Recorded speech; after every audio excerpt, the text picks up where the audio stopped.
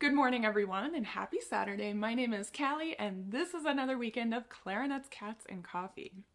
Over the next few weeks, I am going to take you on a journey through several of the most commonly asked excerpts on auditions. Now, you may be auditioning for a youth orchestra or chair placement, ensemble placement auditions for your college. You may even be auditioning for a local community orchestra or more. So, I thought I would start this whole journey by sharing with you my 5 top tips for preparation of orchestral excerpts. So let's jump right in. The first thing that we want to make sure we always do is listen to recordings of the excerpt that we're preparing. Now, one thing that I'll do is I go into Spotify or whatever streaming service I'm using. I typically use Spotify, and I create a playlist dedicated to that excerpt. And then I search and I find at least 5, usually between 5 and 10 recordings of that specific piece of music, and I listen to them all and I take notes. And some of the things that I do whenever I'm listening is I listen for note length. I get ideas about how other musicians like to phrase things.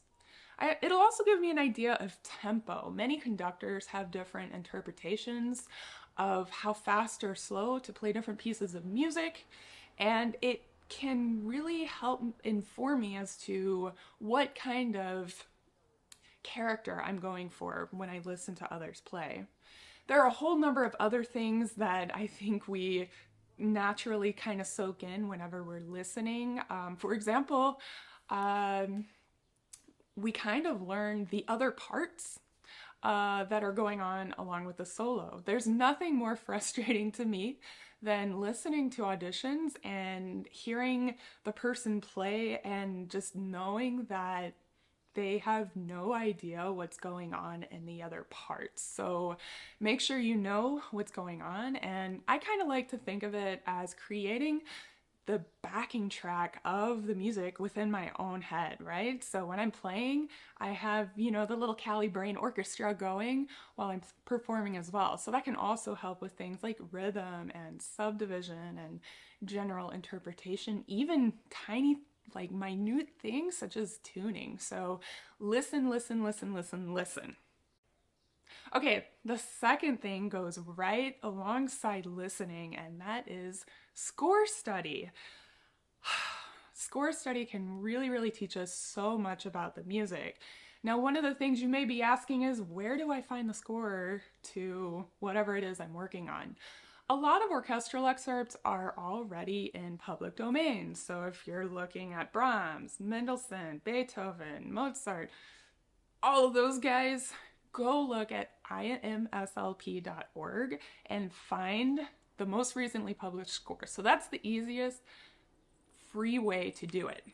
The second thing is, if it's not in public domain or if it's not yet listed on IMSLP, I like to go to my local library and see if they have the score on the shelves there. Now, I'm really lucky. I live here in Chicago, so I can just go downtown to the Harold Washington Library and go right up to the music scores section and check out whatever it is I need. So it may be a little more difficult for those of you living in other places, but that is one of the things you can do to check. Another thing you could do is ask your teachers, your directors, or your music librarian friends if you can borrow the score to whatever piece you're working on. Now, once you've secured the score and you have it there in front of you, some of the questions that you'll ask whenever you're going through the score are very similar to the things that you will do whenever you're doing your listening. So one of the number one things that I like to do, and actually this is really fun for me, is to figure out what role my part is playing in the overall context of the piece. And most of the time when you're doing orchestral excerpts for an audition, you'll get solo parts, and so it's pretty clear how important your role is in the overall context of the piece. But sometimes, especially if you're taking maybe a second clarinet audition, or if just for funsies your university throws a second clarinet excerpt on the list, it can be helpful to know who you're supporting whenever you're playing your part. Normally you're supporting the first clarinet, but you may be doubling or supporting some other instrument in the orchestra. Likewise, if you are playing a first clarinet excerpt and it's a solo part, chances are you may also have other important instruments playing alongside you that will support you. So it's helpful to know what's going on around your solo so you can better inform yourself how to prepare. Another thing is looking at the score. For example, like the excerpt for Beethoven 6, Movement 2, which I think I'm going to do that one next week, so be sure to stay tuned for that. When you look in the score, you'll see, and when you listen, you'll hear eighth note subdivisions going along. So you don't want to overdo any kind of rubato or over romanticize anything, because then you're going to throw off the whole, groove of the ensemble. Okay, so inform yourself as to what is going on around you. Now, in addition to all of that, you could dig even deeper into the score and analyze the chord structure of the solo line or the piece that you're playing or the excerpt. But at the end of the day, you really just need to know what's going on around you and how you can be a good team player. Because when the committee is listening to you, they want to make sure that you know what's going on, that you're going to be a good team player, that you can play in tune, and so on and so forth. Now, the next thing that this brings me to is learning a little bit about the historical context and a little bit about the composer's history and even the story of the piece of music itself. This can help inform you as to how to interpret the music, even very tiny details like note length, how to play staccato. For example, you're not going to play a Mozart staccato the same way you're going to play a Stravinsky staccato, right? So you need to kind of dive into the music and have an understanding about the expectation of the style that goes along with the composer's intention in the music. And then the fourth thing, actually, I think is really, really, really easy for us to do today in this day and age. We're oversaturated with so many resources that experts have put out into the world, and it's very easy to find this information. So I recommend looking for information that the experts put out there. For example, Larry Combs, principal clarinetist of the Chicago Symphony Orchestra for over 30 years, released an orchestral excerpt CD. Full stop. What? Yeah, this brilliant person put a CD out there into the world for all of us to learn from. So number one, everybody should have that in their music library because we can learn so much just from that CD.